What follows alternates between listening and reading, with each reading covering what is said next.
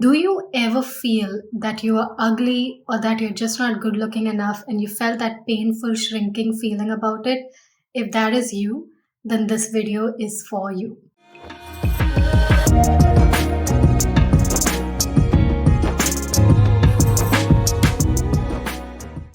Hello and welcome. My name is Kartika Nair and you're watching Synchro Shakti. So, to first get freedom from that painful belief that you are ugly and not good looking enough, I want you to first understand where we picked up those beliefs in the first place. So, let's go back to our childhood. When we were kids, we saw our own beauty, our brilliance, our worthiness, our goodness, our genius from the reflection of how other people reacted to us. Those other people could be your parents, could be your classmates, could be your crush, could be anybody. Their reaction, especially if their reaction was angry, or the reaction was full of shame, or they felt disgusted around you, you saw that as a reflection of your worthiness or your beauty. So you felt shame. Shame is a very painful emotion, and you felt that pain just for being, well, yourself. So we learned that we were not good enough, whether it's around beauty or whether it's around anything else. Now, the first thing you need to understand is that other people's reactions to you had nothing to do with you. So the first freedom you need to get is from other people's reactions. Now I'll explain why that is true. Other people's reaction to you had to do with their conditioning, from their upbringing, their childhood, their background, their culture, and their need. So if they had a need to fit in with society, and society said that your particular features or skin color or etc. was not good looking enough, and they had a need to fit in with society, they would therefore shame you. But if you were born in a totally different family where your skin color or your features was considered actually beautiful, you would grow up your whole life feeling beautiful.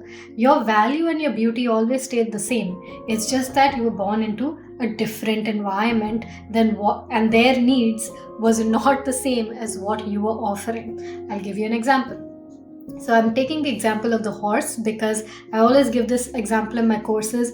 I got this one from Teal Swan's self-love course, and I've always used it because of how powerful it is. So think about this beautiful horse, brown, beautiful horse, gorgeous.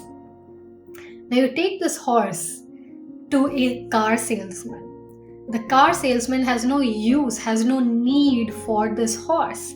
The car salesman values cars more. So cars are shiny, cars can change colors, cars can do so many things that the horse can't do. So the horse grew up in that family of car salesmen. He would forever believe that he had no value, that he was not good enough. But you take the same horse to a barnsman or to some place where they need horses. That horse would live his whole life there thinking that he was valuable and that he was beautiful. But the value and the beauty of the horse always remained the same. It's just that the environment was different. So your value and your beauty has always been intrinsic. Other people's reactions had more to do with their childhood, their conditioning, and their needs at the time when they reflected that negative energy to you. But your personal beauty is still intact. Now, how does that matter when everyone around you is judging you for your looks? Let's look into that. When you have a belief system that you are not good looking enough, many things begin to happen. The first thing that happens to some people is that their belief that they are ugly starts appearing in their physical body as more ugliness.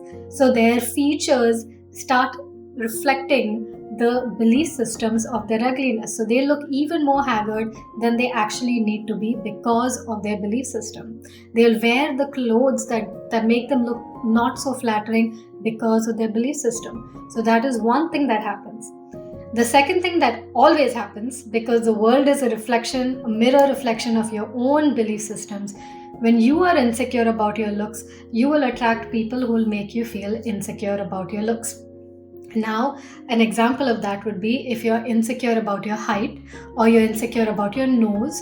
When you go around and meet people, somebody is going to mention your nose or your height or think about it, because you're like one alarm, blaring alarm, showing them your imperfection, because that's what you believe is your imperfection. So people will tend to pick on that more and more. Everywhere you go, someone's going to make that comment at least once a year, because they're reflecting your inner belief, because the world is a reflection of our inner concepts.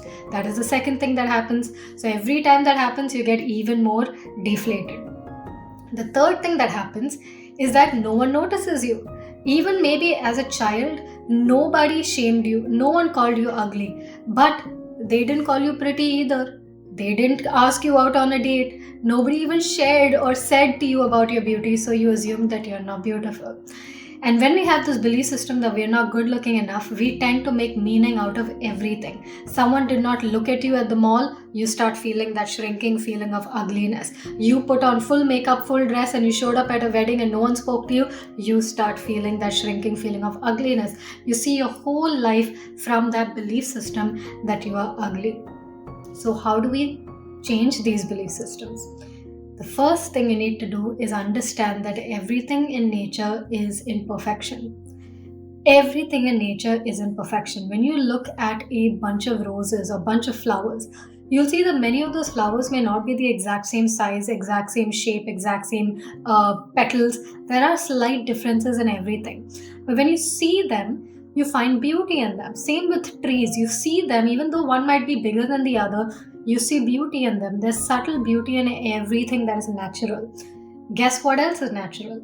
You are part of the same nature. There is no separation between your physical features and your physical expression than that of the flower. It's the same thing. If you see yourself from the eyes of the divine that created all things that exist on this planet, there's beauty in all things. Now, if you do an exercise, walk around wherever you go, start looking for the subtle beauty in people. You will start seeing it. There's something about that person's face, there's something about their energy, something about that person's posture, something about the way that their arms are shaped, that there's some subtle beauty in everybody. And you'll notice it's there in nature. If you can see it in nature, you'll see it in people, which are part of nature as well. And when you can see it in others, you'll see it in yourself. Now, why does this matter? Because many people are deflating about their physical features because they think that they're not going to get love from a partner, or they're not going to get love from a friend, or they're not going to have a fan club because of their physical form. But here's the thing. Y'all don't even know what love is. If you believe that someone could decide to not love you because of your skin color, or not marry you because your skin color, or not be friends with you because of whatever, or because you had some surgery before, you don't even know what love is. That's the saddest part.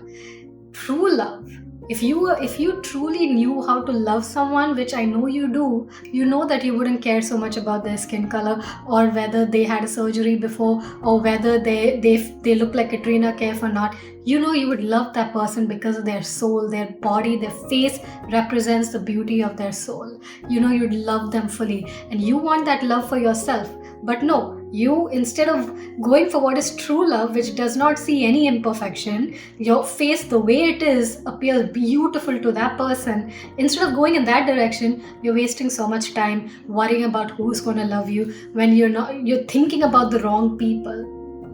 Infatuation, the things you see in movies, is stupidity. It will leave you as soon as it came. Infatuation is not what you need to be running behind.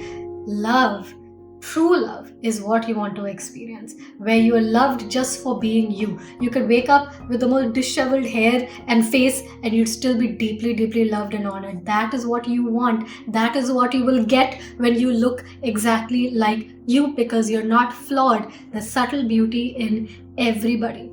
You know, Steve Jobs said this really beautiful thing, and he said, the world tends to tell you how things should be, that they've built these walls and you're not supposed to break beyond these walls. But the world was created by people who are not any more smarter than you.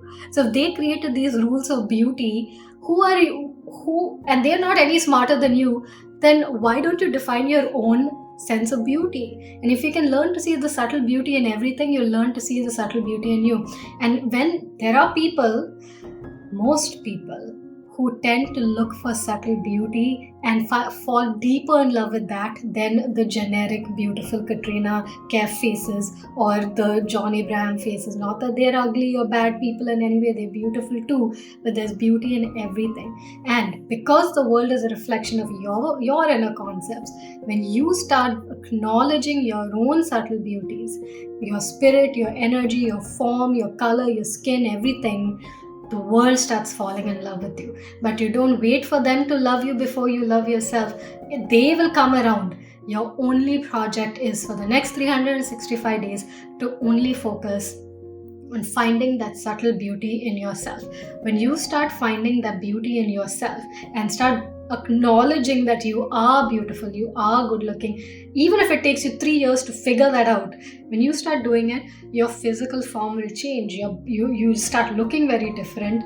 You will, and you won't even care because you're not trying to change yourself for love. You are totally happy being who you are, but your body will show up that way. The friends of yours will notice that. People will start complimenting you when you are confident. Now this will bring me to my very last point, and then I will end this video. The truest attraction, when you look at psychology, is not people's physical features. It is their confidence and their energy. There's an energy about that person that makes them so attractive. I'll give you a personal example. When I was in college, in my late teens, early 20s, I was totally felt inferior, insignificant, ugly, and I had a face full of makeup. And nobody used to ask me out. Nobody would mention whether I was good looking or not. Nobody. Now, because of my inner insecurity. But there was this other girl who was not a picture perfect, beautiful girl. She was not. Her body was not the picture perfect, beautiful body. But she was so confident about who she was. She held her head so strongly. Her vibes were so strong. She found herself so worthy. Every guy used to ask her out. Like, they used to take turns to ask her out. She'd date so many people just because people would ask her out, and they would ask her out because of her energy. So beauty, physical features pale to the actual energy of that person. And she was so confident about herself that guys used to ask her out, and nobody used to even notice me, even though I would wear a pack of makeup. The whole game is an energetic game. So if you can master your own energy by seeing your own beauty and your own subtleties and change the definition of beauty, the world will come around to you. You don't have to wait for them to decide whether you're beautiful or not. So with that, I will end today's video. Please tell me in the comments, did you learn something? Was this of value? And if there's someone who you feel you need to share this wisdom with, please share it with them, because we've all felt that pain of feeling completely rejected by the guy that we liked, or the guys that we liked, or the girls that we liked. But then we end up falling in love with true love, with beautiful people, and experience beautiful things. And then you look back and you say, oh, I'm so glad all those people rejected me, because now I have something so much more deeper and meaningful and beautiful that I would have had if I was running to convince people of my beauty. I just love when people are convinced of my beauty anyway. So enjoy acknowledging your own beauty, because it's there, because you're part of nature, and nature creates everything in perfection. So I love you, and I look forward to seeing you in another video. Bye. Namaste.